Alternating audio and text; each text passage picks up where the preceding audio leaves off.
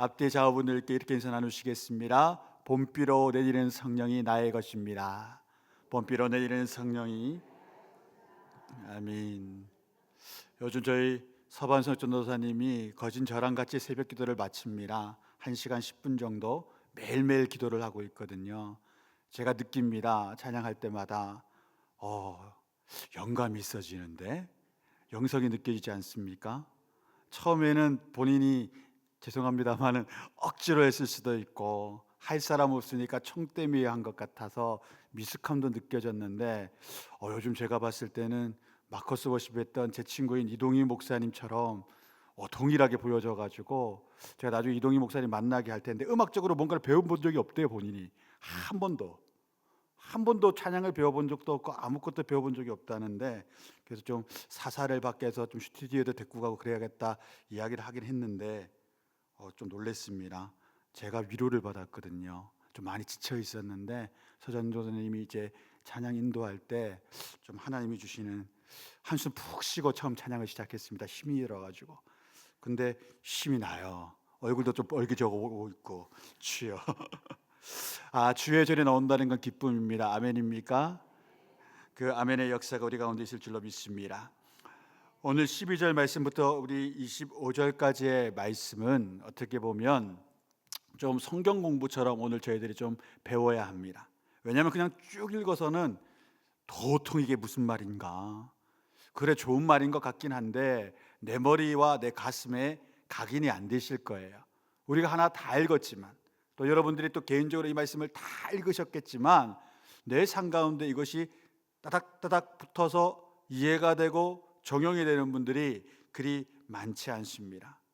이 골로새서의 이 말씀들은 모든 그리스도인들이 응당 이런 삶을 살아야 합니다. 사도들에게만 주어진 것이 아니라 예수 믿는 모든 사람들이 이 정도의 경지는 기본이다 하는 것입니다. 이 정도는 살아내야 된다는 것이지요. 그리고 그렇게 살아낸 사람들에게 18절부터의 실제적인 삶의 겉면이 들어가는 겁니다. 그냥 18절 아내들아 남편에게 복종하라, 앞에 있는 말씀들을 하나도 적용하지 못하는 사람들에게는 이 말이 웃기시네. 내 남편에게 내가 왜 복종해야 돼? 그 인간은 나한테 해준 게 뭐가 있는데요. 말씀을 그렇게 받아들일 수 있습니다. 그래서 그런 분들에게 주는 말씀이 아니에요. 이 말씀은 이미 앞절들 가운데 예수님과 같이 성화되고 거룩해진 사람들에게 주시는 말씀들이에요. 그럼 어떠한 거룩함이 있는가 우리가 봐야 됩니다. 예수 믿는 사람들은 이래야 된다는 것이지요. 우리 12절 말씀 함께 읽어보겠습니다. 그러므로 너희는 하나님이 택하사 거룩하고 사랑받는 자처럼 긍휼과 자비와 겸손과 온유와 오래 참음을 옷 입고. 우리는 하나님으로부터 아무런 값 없이 하나님의 사랑을 받은 자들이요, 아무런 값도 치르지 아니하고 예수 그리스도의 생명을 취한 자들입니다. 예수 그리스도의 생명으로 우리를 사랑하시고 우리를 구원시키신 하나님의 은혜를 우리가 무엇 하나 한 것 없는데 하나님이 베풀어 주셨고, 또한 우리에게 너희는 값없이 이 은혜를 누리고 나의 사랑을 받으라고 그 마음으로 작정하신 분이 하나님이십니다. 택하사 거룩하고 사랑받은 자라면 정말 그 사랑을 깊이 체험해서 아버지 하나님을 내 아버지라 고백하고 예수 그리스도의 은혜를 정말 경험하여 참되게 구원받은 이들이라면 이런 마음이 없을 수 없다라는 것이지요. 긍휼과 자비와 겸손과 온유와 오래 참음. 그런데 이렇게 단어들만 들어서는 이해가 안 되시죠. 어떠한 긍휼인가? 긍휼이라는 것은 신약 성경 헬라 원어로 보자면 고난에 처한 사람들에 대한 동정심을 말합니다. 어려움에 처한 사람들을 바라볼 때 동정하는 능력을 가진 것을 말합니다.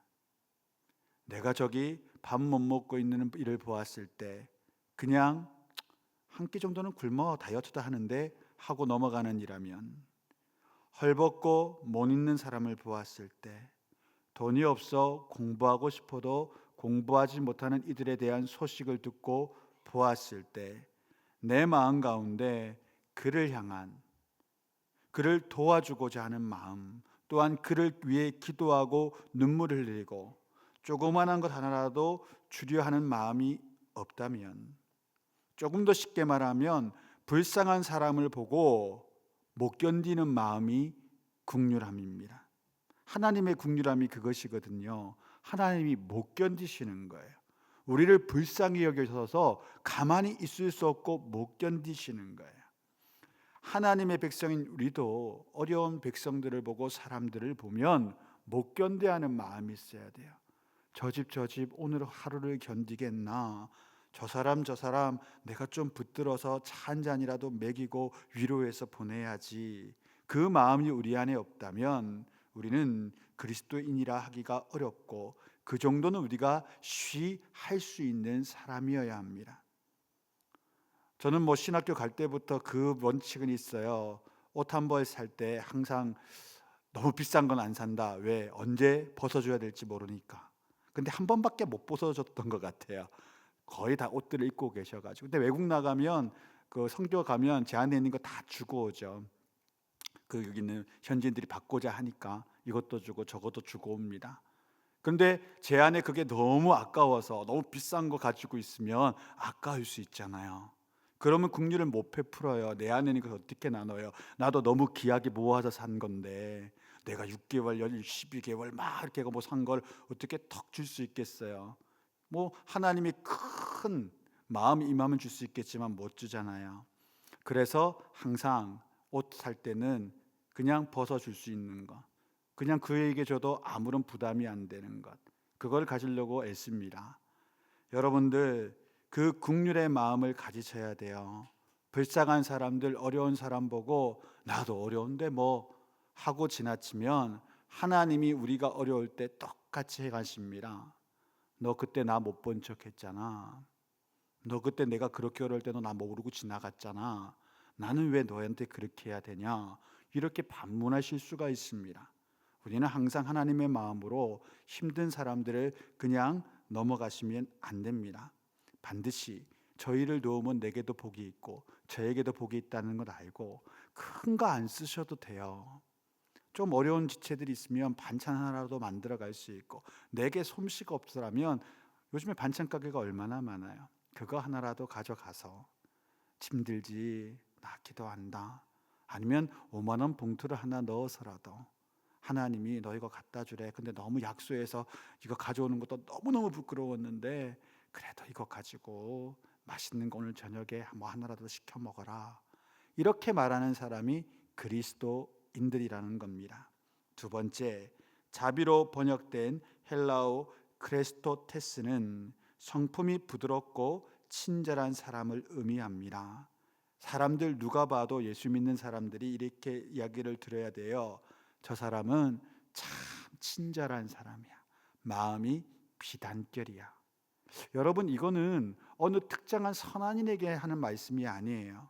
우리가 너무 잘못된 교회 생활, 신앙 생활을 하다 보니까 이런 말씀 들을 때 우리 교회 이런 사람이 있어? 누가 있을까? 근데 골로새 교회에 있는 모든 성도에게 사도 바울이 하는 말이에요. 너희는 이런 사람들이 되어야 된다. 누가 들어도 저 사람 참 친절하지. 그 말을 우리가 들어야 한다는 겁니다. 그게 자비가 있는 사람이에요. 세 번째, 온유는 항상 참된 회개를 행하여 누구보다 부드러운 마음을 가진 사람. 그러니까 온유함은 그거예요. 내 안에 있는 죄가 하나님 안에서 용서함을 받았기 때문에 저런 사람들이 어떠한 일을 하고 잘못된 일을 한다 하더라도 나도 그런 죄인인데 저희보다 내가 더 큰 은혜를 하나님께 입어서 제 용서함을 받았는데 저 정도 죄 가지고 내가 저 사람을 나무라면 안 되지. 괜찮아. 그게 온유입니다. 내가 받은 죄 용서의 은혜가 커서. 사도 바울은 스데반을 죽였던 사람 아닙니까? 그래서 그의 말년의 고백이 이겁니다. 내가 죄인 중에 괴수 몬스터니라, 괴물이고 또한 거기에 헤드 된 사람이라 라고 말하죠. 그러니까 사도 바울이 성도들 가운데 어떤 잘못된 일이 일어나면 수용이 가능하죠. 로마서 5장 20절에 이런 말씀이 있습니다. 율법이 들어온 것은 범죄를 더하게 하려 함이라. 그러나 죄가 더한 것은 은혜가 더욱 넘쳤나니. 온유에 대한 경험이죠. 너무 큰 죄를 용서함 받고 나니까 나한테 좀 사기친 사람, 나를 좀 때린 사람, 나는 사람을 죽였는데 그것도 용서함 받았는데 보통 사람이었나? 죽을 때 예수님 바라보며 주께서 저기 계시나이다, 그것만 해도 대단한데 죽어가면서 나를 향하여 했던 말이, 스데반이 사도 바울에게 했던 말이 뭐예요? 주님, 저들을 용서하여 주옵소서, 자기들이 하는 일이 무엇인지 알지 못함이니이다. 이러고 죽은 사람을 사도 바울이 죽였단 말이죠. 그러니까 그 안에 온유함이 승합니다. 예수님을 만나서. 여러분, 지금 누군가에 대해서 분하고 분낸 마음들이 혹 있으십니까? 온유함이 없으신 거예요. 참 재용서를 받은 사람들은, 참 하나님의 그 은혜를 경험한 사람들은 1만 달란트를 탕감받은 자들이기 때문에 100다니엘이온 300대라니온 내게 잘못한 사람들 용서할 수밖에 없지요. 그 온유함, 이것은 어떤 고귀한 크리스찬에게 있어야 되는 것이 아니라 예수 믿는 모든 이들에게 있어야 합니다. 우리 모두에게 말입니다. 다음으로 오래 참음입니다. 고난을 견디는 인내, 그 오래 참음을 말하는 게 아니에요. 헬라어를 제대로 봐야 되는데요, 마크로디미아라는 말인데, 이 오래 참음은 복수에 대한 참음입니다. 어떤 고난을 인내하는 오래 참음이 아니라, 어떤 사람이 내게 잘못해서 내가 힘이 있고 능력이 있어 이제는 갚아줘야지 하는 그때 오래 참는 거예요. 예수의 사람이라면 복수는 우리한테 있는 권세, 권리 아닙니다. 우리의 모든 삶에 대한 안갚음은 하나님께 내어드려야 돼요. 다윗이 사울에게 그렇게 많은 고난을 받았지만 스스로 칼을 뽑아서 2번, 창을 들어 1번, 칼을 뽑아 1번 사울을 죽일 수 있는 기회가 있을 때 그는 절대 행하지 않았습니다. 왜? 이런 사사로운 복수는 하나님이 원하시는 게 아니야. 그건 하나님께서 행하시는 거야. 내어 맡기는 겁니다. 여러분, 절대 그리스도인들은 내게 잘못한 사람에 대하여 갚아주려는 생각을 가지시면 안 됩니다. 다시 생각해 보세요. 하나님이, 내가 하나님께 무언가를 잘못했을 때 하나님이 내게 그대로 갚아준다고 가정해 보십시오. 무시무시한 이야기 아닙니까? 그런데 내가 누군가에게 갚아주려 했을 때 하나님 생각해서, 하나님, 제가 그를 용서하고 그 잘못을 넘어가 줬습니다. 그런데 하나님, 내가 이 잘못했다고 저한테 이 벌 주시면 어떻게 합니까? 하나님도 저를 좀 불쌍히 여기셔서 이 잘못 용서하여 주옵소서. 우리가 우리에게 잘못한 사람을 용서하여 준 것처럼 우리 죄를 사하여 주옵소서. 우리가 매일 하지 않습니까? 매 예배 시간마다 기도하지 않습니까? 그런데 우리 안에 어떠한 사람에 대한 분냄, 미움, 복수심이 있다면 우리는 현재 그리스도의 영의 매인 자가 아니요 사탄의 영의 매인 자가 되는 것입니다. 예배당에 있다 해서 모두 거룩해지는 것이 아닙니다. 매일매일 예배 드린다고 해서 거룩해지는 것도 아닙니다. 거룩함이란 하나님의 말씀대로 행할 때 일어나는 역사입니다. 구별된 삶, 거룩한 삶이란 하나님의 말씀을 세상 사람들과 완전히 다르게 순종하여 나아갈 때 일어나는 것이기 때문입니다. 13절 말씀 함께 읽어보겠습니다. 누가 누구에게 불만이 있거든 서로 용납하여 피차 용서하되 주께서 너희를 용서하신 것 같이 너희도 그러하고. 예수님은 자신을 못 박는 자들도 용서하셨습니다. 우리를 끝없이 용서하셨습니다. 그래서 우리가 용서를 구할 때마다 우리의 모든 죄를 사하여 주십니다. 하루에도 몇 번씩 그 용서를 구해도 하나님이, 주님께서 너희의 기도가 너무 과하다. 어떻게 하루도 몇 번이나 회개 기도를 할 수 있냐? 넌 어떻게 성숙되지 못하느냐라고 말씀하지 않으십니다. 용서를 구할 때마다 용서하여 주십니다. 그런데 우리가 용서함을 하나님께 구하지 아니하면 하나님도 우리를 용서할 수 있는 길이 없으시죠. 그렇지 않습니까? 마찬가지로 누군가가 우리에게 다가와 용서를 구한다면 항상 받아주십시오. 그것이 그리스도인입니다. 대묻지 마십시오. 진짜 너 마음으로 지금 용서 비는 건 맞아? 정말 나한테 미안한 거 맞아? 이건 세상 사람들이 하는 겁니다. 예수의 사람들은 웃으며 형제여, 자매여, 내가 무엇이라고 그런 용서를 구합니까? 내 하나님께서 당신을 용서해 주실 겁니다. 염려하지 마소서라고 말하는 것이 그리스도인의 상식입니다. 용서를 구하러 오지 않았을 때야 어떻게 우리도 용서할 수 있겠습니까마는 용서를 구할 때는 70번에 7번이라도 용서함을 줘야 되는 것이 그리스도인입니다. 여러분, 우리가 이 말씀대로 살아가면 우리 삶 가운데 주의 권능이 일어납니다. 하나님이 기뻐 춤추면서 우리 가운데 자신의 살아계심이 있는 하늘의 신령한 능력들을 허락하여 주시는 겁니다. 현대 크리스찬들 가운데 이러한 능력들이 많이 상실되고 있는 이유는 바로 이 이유 때문입니다. 경건의 모양이만 있지 경건의 능력들이 사라지기 때문이지요. 오늘 골로새서의 말씀들은 이러한 성품과 이러한 인격과 이런 신앙의 자세를 살아가는 것은 경건의 능력이 있는 삶을 말하는 것입니다. 그것이 회복되는 저와 여러분 되기를 주의 이름으로 축원드립니다. 14절 말씀입니다.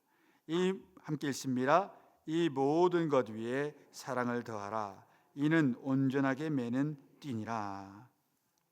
이런 거룩한 삶 위에, 이런 거룩한 성품, 변화된 신앙의 삶 위에 가장 필요한 건 뭐냐? 사랑의 능력을 더하는 거다.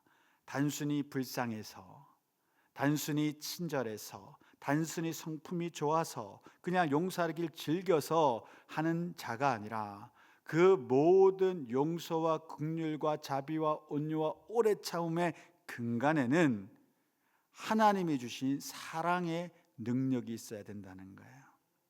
사랑하기 때문에 용서하고, 사랑하기 때문에 불쌍히 여기고, 사랑하기 때문에 복수하지 않고 참아내고, 사랑하기 때문에 친절하고 온유하게 된다라는 것입니다. 그러니까 쉽게 말하면 사랑의 은사를 받으면 앞에 모든 것들이 가능한 거예요. 저는 정말로 목회하면서 설교 너무 잘하는 목사님들 만난 적도 많습니다. 능력이 있는 종이라는 분들도 만난 적이 많습니다. 그런데 정말 극소수의 분들을 이렇게 만났습니다. 사랑 많으신 목사님들. 정말 이거 역설적이고도 부끄럽기도 하고 창피하기도 하고 슬프기도 한 이야기입니다.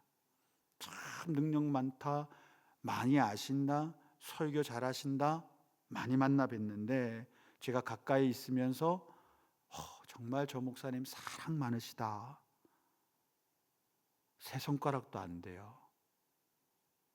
저도 목회사로만 16년을 하고 있는데 세 손가락이 안 돼요. 이게 우리의 위기예요. 저는 여러분들이 교회를 위해 기도할 때 항상 우리 교회가 사랑 많은 교회 되기를. 사람 수 많은 교회 한국에 엄청 많아요. 굳이 그런 교회 또 하나 안 생겨도 돼요. 재정 많은 교회 부지기수예요. 능력 많고 은사 많고 그런 교회도 너무 많아요. 굳이 우리까지 그렇게 안 돼도 돼요. 하나님 그 교회들로 그런 역사들을 일으켜 세워 가실 거예요. 그런데 천성교회는 다른 거 다 없어도 되는데 사랑 많음만 있었으면 좋겠어요. 담임 목회자로서 정말로 그걸 위해서 기도해 주세요. 너무 이 땅이 악해져 가죠. 오늘 우리가 새벽에 말씀 읽었지만 마태복음 24장 12절에 말세의 징조에 대해서 이렇게 말씀합니다. 마태복음 24장 12절 함께 있습니다. 불법이 성함으로 많은 사람의 사랑이 식어지리라.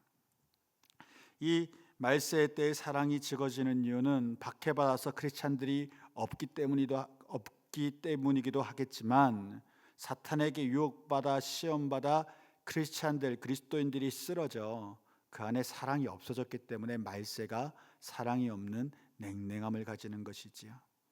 예수 믿는 이들도 불법을 성행함으로 그 안에 사랑의 은사가 소멸되었기 때문에 말세가 오는 것입니다. 여러분, 천성교회에 오시면 항상 누군가를 사랑하려고 애쓰세요. 그건 아주 간단한 겁니다. 창세기의 요셉이 항상 사람들의 인상을 살폈어요. 어머, 힘들어 보인다. 어머, 저 사람 왜 저렇게 근심 많아 보이지? 그러면 꼭 가서 물어줬어요. 오늘 좀 어때요? 오늘 좀 요즘 좀 어때요? 요즘 좀 힘들지 않아요? 오늘 좀 괜찮아요? 라고 묻게 되어 있어요. 근데 사랑 없는 교회는 서로 이러고 지나가요. 그리고 이렇게 지나가면서도 속으로 욕해요. 나는 90도로 인사했는데 쟤는 30도만 했다. 이거 뭐예요 이게? 나는 이렇게 목례를 했는데 저 사람 눈빛에만 이러고 지나갔다. 이게 뭐예요 이게? 아니, 인사를 그렇게 하면 안 되잖아요. 다가가서 반가워요. 아이고 집사님 어떻게 지내요? 주일날 오셨네. 이렇게 돼야 되는데, 여러분 우리 교회도 크게 다르지 않을 거예요. 그래서 기도가 필요해요. 사랑 많은 교회가 되기를 바랍니다. 사랑이 많아진다는 건 관심이 많아진다는 거예요. 관심이 많아지면 그 사람을 이해하고픈 욕구가 생겨요. 이해하고픈 욕구가 생기면 그 사람을 끌어안을 수 있어요. 이해가 되면. 저런 삶의 환경이었기 때문에, 저런 어린 시절을 보냈기 때문에 저런 퉁명스러움이 있고, 그런 사랑 많은 가정에서 살았기 때문에 저 사람은 또 그런 걸 수용하는 걸 잘하는구나. 이해하면서 서로를 끌어안게 되고 서로를 알게 돼요. 그게 그리스도인의 가족화되는 현상입니다. 너무 우리가 삭막할 수 있어요. 실제적으로 신방 가다 보면 목회자가 무언가를 물을 때 같이 있던 목자들이 깜짝깜짝 놀랄 때가 있죠. 10년 15년 신앙생활 했는데, 아이고 당신 고향이 거기였어요. 당신 그런 일을 겪었어요. 아이고 그때 왜 나한테 이야기 안 했어? 그러면 그 목원들은 항상 이렇게 말할 수 있어요. 언제 물어보셨나요? 뭐 그런 거예요. 많이 묻고 많이 기도해주고 많이 안아주고 많이 사랑해주고, 그것들이 우리 교회에 필요하다고 믿습니다. 우리 15절 말씀 또한 읽어볼게요. 함께 있습니다. 그리스도의 평강이 너희 마음을 주장하게 하라. 너희는 평강을 위하여 한 몸으로 받았나니 너희는 또한 감사하는 자가 되라. 그리스도의 평강이란 하나님께서 그리스도를 통해서 주시는 평화와 화평과 안녕을 의미하는데, 쉽게 말하면 이 세상에서 어떤 일을 닥치고 경험하더라도 내 하나님이 나와 함께 계심으로 나는 두려워하지 아니하리로다. 시편 3편에 보면 다윗이 압살롬 셋째 아들이 반란하여 급히 도망간 것에 대한 시편을 지은 시편 3편의 이야기가 있습니다. 거기 보면 하나님의 음성을 들은 다음 다윗이 이렇게 고백합니다. 내가 누워 자고 깨었으니 아들이 나를 죽이러 오는데 그날 밤 잤다는 거예요. 하나님이 주시는 절대 평안이 그에게 있었기 때문이죠. 하나님이, 여호와께서 내 음성을 지금도 듣고 계시는구나. 그분이 지금도 내게 응답하고 계시는구나. 말씀하시는구나. 그러면 이 일 가지고 내가 고민할 필요가 없지. 잠을 자는 거예요. 그리고 하는 고백이 천만인이 나를 둘러싸 진친다 하여도 나는 두려워하지 아니하리이다. 예수 믿는 모든 사람들은 이 평강이 있어야 돼요. 이 안녕이 있어야 돼요. 지금 사도 바울은 그것을 위해 이야기해요. 골로새 교회인들아, 너희들은 평강을 위하여 한 몸으로 부르심을 받았다. 하나님이 왜 너희들을 부르신지 아냐? 너희 가운데 이 땅에 고난과 아픔이 많겠으나 하나님 믿는 믿음으로 절대적인 평안을 소유한 사람들. 그래서 건물이 무너지고 있을 때도 예수 믿는 사람들은 뭐라고 말해야 됩니까? 잠잠하십시오. 우리가 기도합니다. 살 길이 열릴 때까지 기다리시고 패닉에 빠지지 마십시오. 사도 바울은 난파선 가운데 유라굴로 강풍 가운데 뭐라고 말합니까? 평강을 소유한 사람이니 잠잠하십시오. 오늘 이 밤 우리 중 단 한 사람도 물에 빠져 죽지 않습니다. 내 아버 하나님께서 기도를 들으셨고 오늘 그리 될 것이니까 제 이야기를 잘 들으십시오. 이것이 하늘의 능력을 소유한 사람들, 참된 그리스도인들이 보이는 행위들입니다. 우리가 그것을 소유해야 돼요. 우리가 이 예배당에 와서 물론 물질적인 것도 중요하고 삶에서 어떠한 복을 받는 것도 중요하지만 우리는 세상의 그런 부동산 업체에 온 게 아니잖아요. 다단계 판매점에 와서 우리가 물건을 사거나 돈 벌려고 교회에 오는 게 아니잖아요. 우리가 먼저 해야 될 건 뭡니까? 하나님께 나와서 하나님께 구해야 되는 건 하늘의 신령한 능력이에요. 그것 때문에 교회가 존재하는 거잖아요. 그 절대적인 평강의 능력이 내게 있어서 세상 사람들이 우리를 바라볼 때 저 사람에게는 하늘의 능력이 있어. 저희들에게는 놀라운 역사가 일어나. 그걸 우리가 소유해야죠. 그걸 먼저 얻어야 되죠. 그걸 먼저 소망해야 되죠. 예수 안 믿는 친구와 예수 믿는 내가 완전히 달라야죠. 인생을 바라보는 관점과 살아가는 방법과 그리고 승리하는 역사가 완전히 판이하게 달라야죠. 그런데 요즘 우리가 듣는 이야기는 뭡니까? 예수 믿느니라 안 믿느니라. 여러분 가정 가운데 여러분이 믿는 아내고 믿는 남편입니다. 믿지 아니하는 아내와 믿지 아니하는 남편이 우리를 볼 때 어떻게 바라봅니까?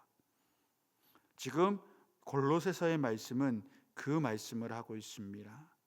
그렇다고 해서 여러분 난 어떻게 저걸 쫓아가지라고 생각하지 마시고 하나님께 나와 그리스도인이 마땅히 이와 같은 것을 가져야 된다고 지금 골로새 교인들에게 성령의 감동으로 사도 바울이 말했으니 천성교회 교인인 나에게도 하나님 이 능력들을 허락하여 주옵소서. 내 안에 선한 것이 없습니다. 내 안에 선한 것을 창조하여 주셔서 이런 성품의 사람, 이런 인격의 사람, 이런 경건의 능력을 소유한 이가 되게 하여 주옵소서. 우리가 그것을 꿈꿔야 합니다. 이 땅 살아가면서 다른 것을 꿈꾸시면 안 돼요. 성도라면, 하나님의 백성이라면 말씀 읽을 때마다 나 이런 사람 되고 싶습니다. 거룩한 변화를 꿈꾸셔야 됩니다. 그래서 가족 가운데 어떤 일이 일어날 때 예수 믿는 사람들은 담대하게 말할 수 있는 믿음이 있어야 돼요. 큰일이 일어났어요. 자녀가 사건을 치렀어요. 또한 어떠한 일들이 일어났어요. 안 믿는 가족들이 난리예요. 우리 집 망했다고. 그때도 예수의 사람은 뭐라고 말해야 됩니까? 내 안에 계신 하나님께 엽죽고 그가 주시는 평강의 음성을 듣고 선포해야죠. 근심하지 마라. 염려하지 마라. 내 하나님이 지금 내 기도를 들으셨다. 나를 믿고 따르라. 나를 못 믿겠다면 내 하나님을 믿고 따르라. 이 어려움과 환난을 우리 하나님이 이기게 하실 것이다. 여러분 예수 믿는 사람은 그런 사람이 되어야 돼요. 여러분의 목회자가 여러분의 담임 목회자가 갑자기 건물이 무너지고 우리 가운데 큰 절망적인 사건이 일어났을 때 여러분한테 이렇게 말한다고 가정해 봅시다. 나도 급해요 좀. 나부터 살고 봅시다. 좀 가만히 있어요. 왜 이렇게 소리 지르고 그래? 내가 이걸 어떻게 해? 뭐 내가 그랬나? 이래버리면 그게 교회입니까? 아니잖아요. 목회자라면 어떻게 해야 돼요? 기도합시다. 하나님께서 이 길 가운데도 역사함을 주실 것입니다. 하나님 반드시 우리 가운데 살 길을 허락하십니다. 염려하지 마시고 저 따라오십시오. 저와 함께 기도합시다. 하나님의 은혜를 간구합시다. 그런 교회는 살 길이 있죠. 능력이 나타나죠. 교회만 그런 게 아니라는 겁니다. 여러분의 가정, 여러분의 자녀, 여러분의 일터가 여러분의 그러한 선포와 기도 가운데 달려 있다는 것이지요. 우리 16절 말씀 또한 읽어보겠습니다. 그리스도의 말씀이 너희 속에 풍성히 거하여 모든 지혜로 피차 가르치며 권면하고 시와 찬송과 신령한 노래를 부르며 감사하는 마음으로 하나님을 찬양하고. 자, 어떻게 보면 12절부터 15절까지 일어났던 하나님 백성의 거룩성이 이미 이루어진 자들의 가운데 이제 그 다음 단계의 이야기를 하는 거예요. 그런 거룩한 성품, 경건의 능력을 가진 정말로 참된 성도들은 이제 무엇을 해야 되냐? 그리스도의 말씀의 풍성한 가운데로 들어가야 된다.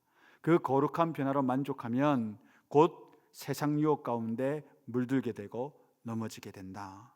참된 그리스도인들은 항상 말씀의 양육을 받아서 서로 가르치고 배우고 하는 일을 게을리 해서는 안 된다는 겁니다. 많은 분들이 그렇게 이야기할 때가 있어요. 저에게 예전만큼 제가 성령의 능력도 없고 막 열심이지 않습니다. 그분들이 말하는 건 항상 체험을 기도 가운데 하신 분들이 많고 집회 가운데 박수 찬양하시면서 뜨거움을 받은 분들이 많아 오해하실 때가 있어요.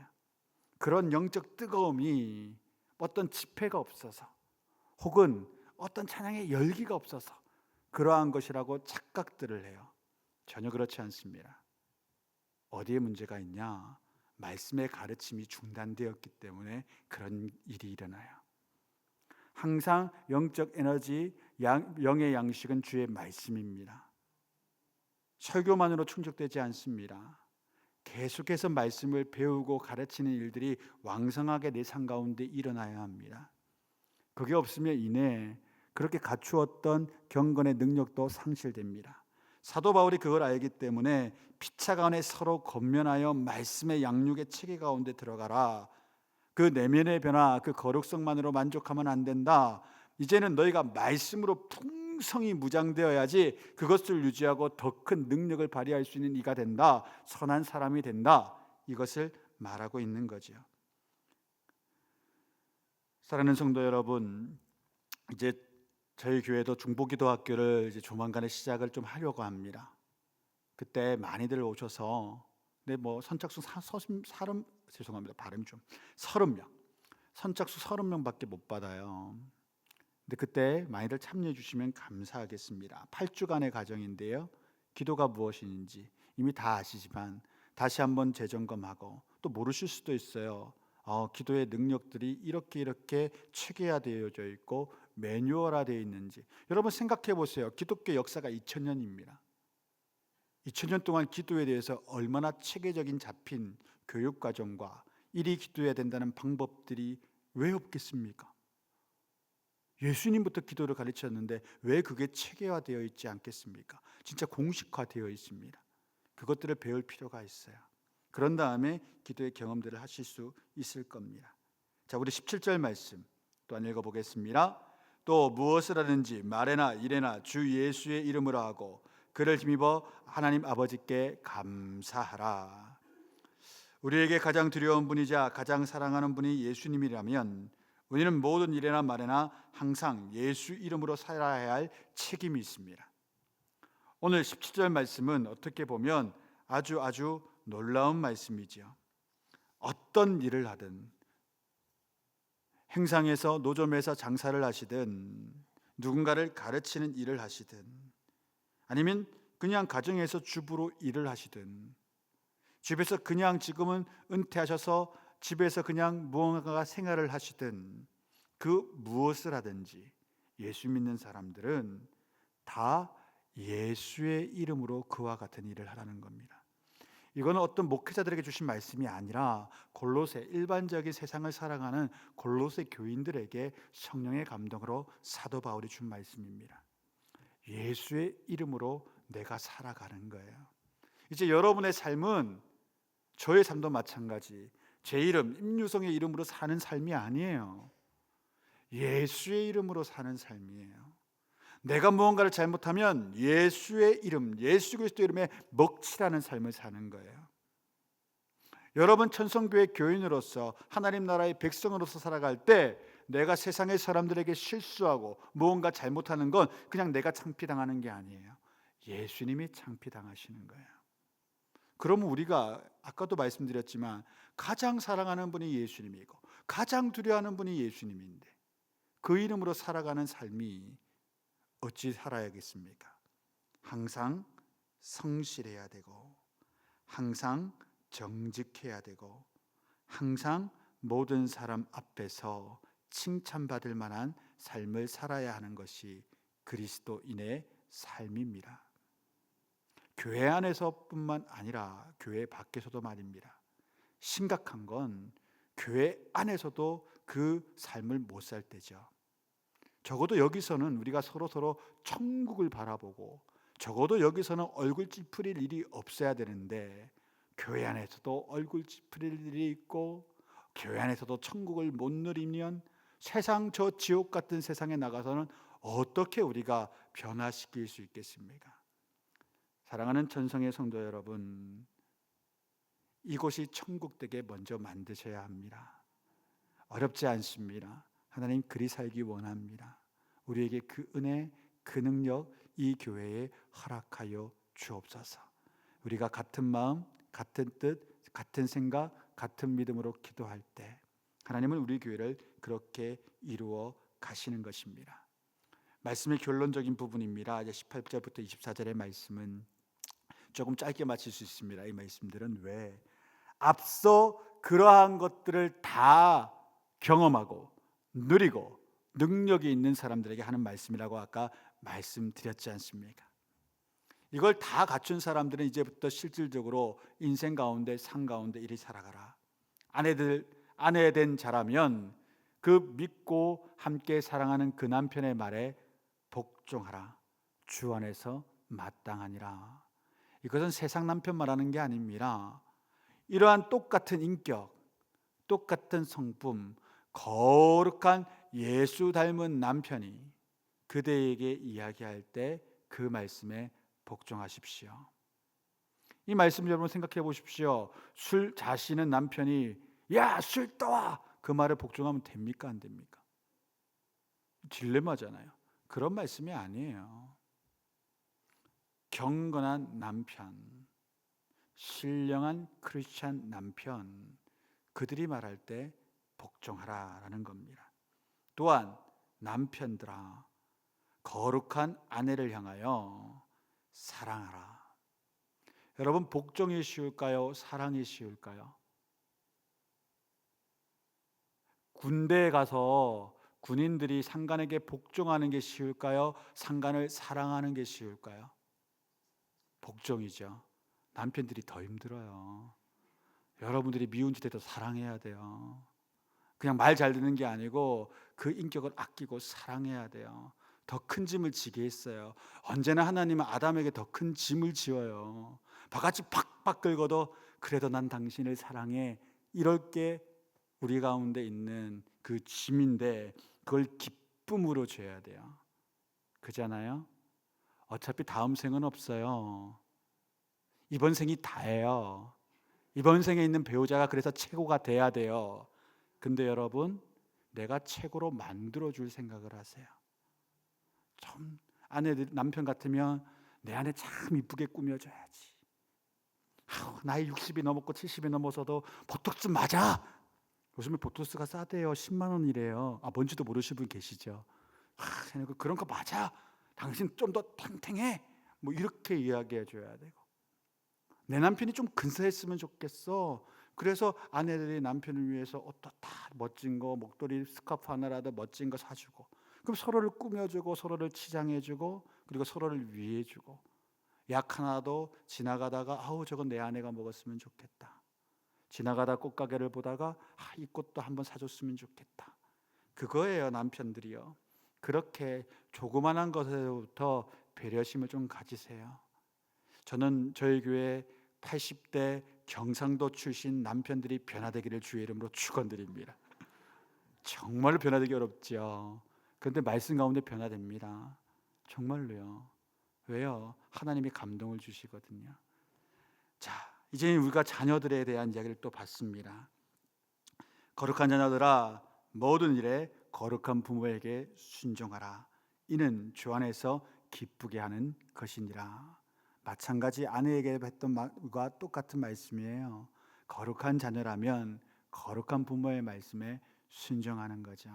그런데 항상 이 말씀을 거룩하지 못한 부모가 거룩하지 못한 자녀에게 강요하며 말합니다. 야, 성경 말씀에, 부모 말씀에 순종하라 그랬어? 엄마나 믿어 그러니까. 이렇게 돼버려요. 이거 그런 말씀 아니에요.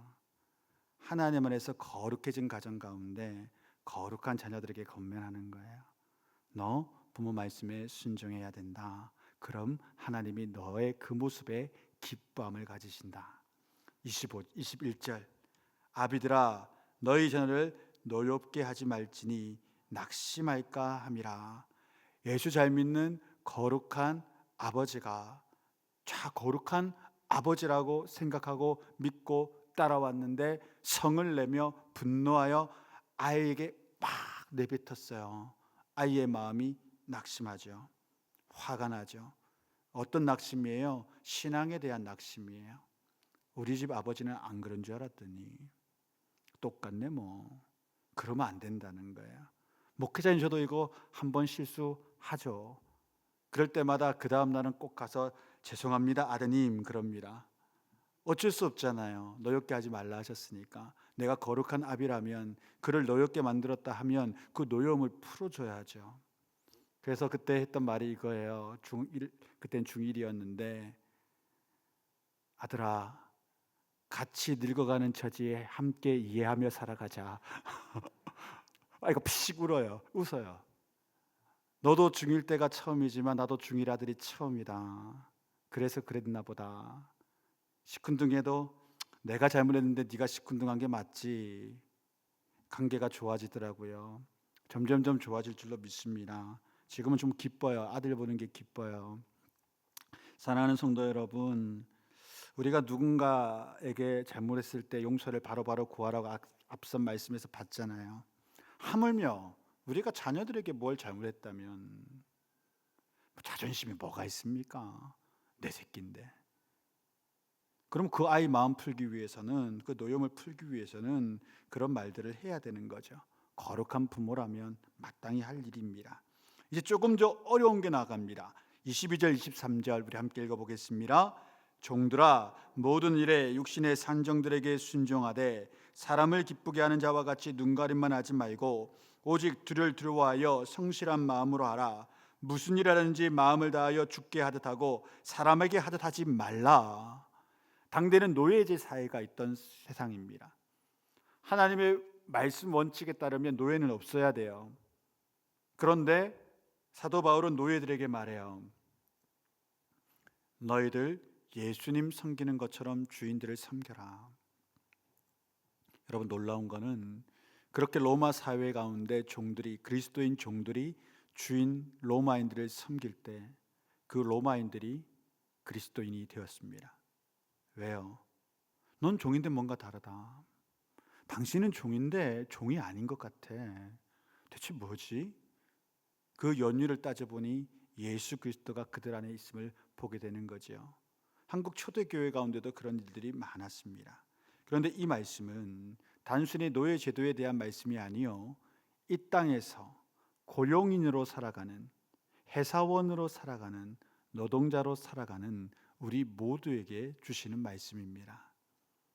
크리스찬으로서 회사 가운데 살아가는 모든 사람들아, 너희 상급자들에게 순종하되 사람을 기쁘게 하는 자, 아첨하고 아부하는 자들, 세상 가운데 승진하기 위해서 상급자에게 아부하는 사람들 많잖아요. 그거 눈꼴 좀 시리게 우리가 보고 살피지 않습니까?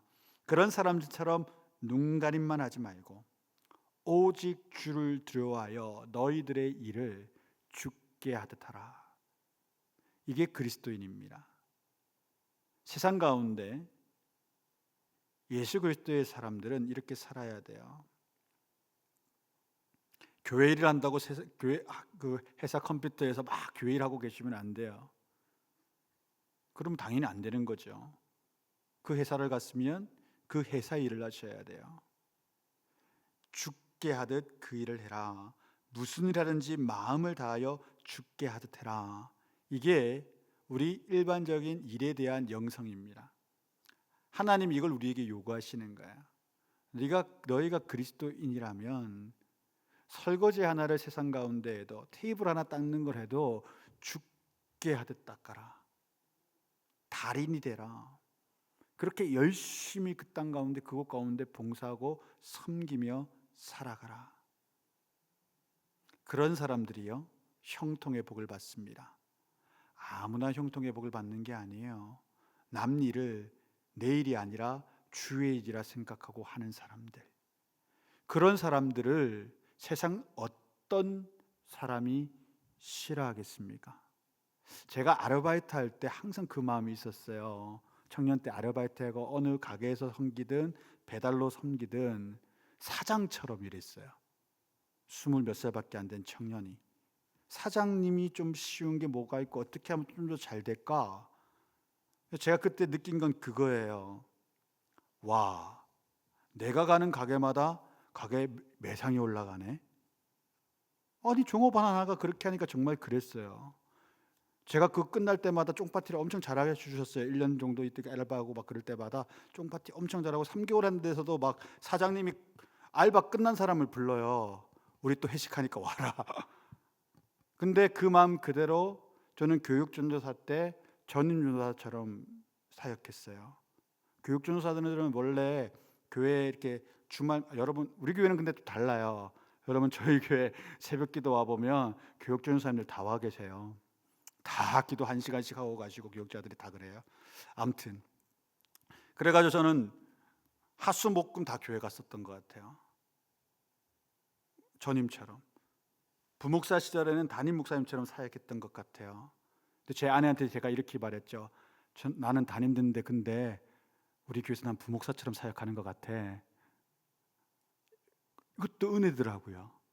바쁘고 시간 쪼개고 어떻게 쉴 틈이 없고 근데 이것도 은혜예요. 제가 봤던 담임 목사님들은 시간적 여유가 되게 많으셨거든요. 그래서 담임 목사님들은 그런가 보다 했는데 하나님은 제가 쉬는 꼴을 못 보셔요. 근데 이게 은혜예요. 지치긴 하지만 그것이 사역할 것이 많다는 교회 복된 거 아닙니까? 남의 이야기라고 아멘을 작게 하셔요. 정말 그래요. 여러분들 하나님 안에서 모든 일을 죽게 하듯 하세요. 여러분들이 만약에 세상 일이 있다면 그것을 죽게 하듯 하세요. 근데 목사님 저는 세상 일이 없어요. 가정에서 아이들 양육하고 남편 사랑하는 일을 죽게 하듯 하고 교회에 맡은 봉사가 있다면 이제 그것을 죽게 하듯 하세요. 죽게 하듯 하면 불평이 안 나옵니다.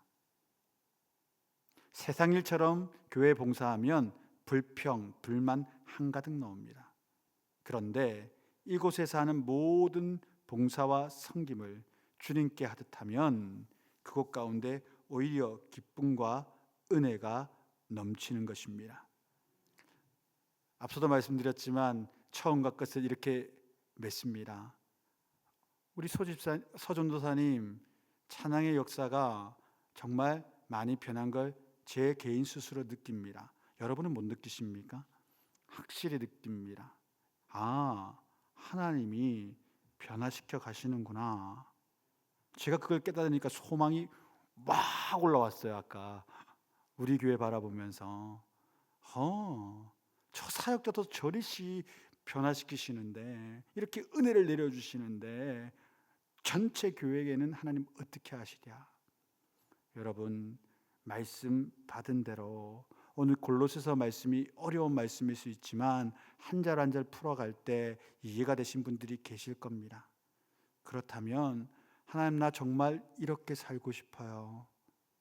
우리 가족들이 나를 볼 때 세상의 사람들이 나를 볼 때 평가하기를 저는 참 그리스도인이다 그런 사람이 되고 싶어요. 경건의 능력이 나타나서 내 가운데 있는 은혜의 강수가 내 주변을 적시는 복의 사람이 제가 되고 싶어요. 그 기도들을 반드시 해줬으면 좋겠습니다. 그래서 우리 교인들을 저 바깥 사람들이 봤을 때 저희가 전하는 예수라면 저희가 다니는 교회라면 내 마음이 동한다. 그 음성을 듣게 되는 역사가 우리 모두에게 있기를 주의 이름으로 축원드립니다.